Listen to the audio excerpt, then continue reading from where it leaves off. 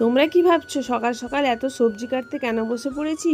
আচ্ছা বলছি তো হ্যালো এভরিওয়ান, তোমরা কেমন আছো? আজকের ব্লগটা সকাল থেকে শুরু করেছি। এই দেখো রান্নাঘরে ঘুগনি রান্না করতে এসেছি সকালে টিফিন খাওয়ার জন্য।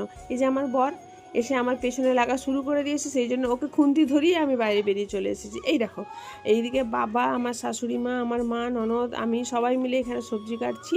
ননদের ছেলের জন্মদিন ছিল শনিবার, তো ওই দিন সেরকম কিছু করা হয়নি, মানে অমাবস্যা বলে। তো তার পরের দিন ওদের বাড়িতে একটু খাওয়া দাওয়ার আয়োজন ছিল।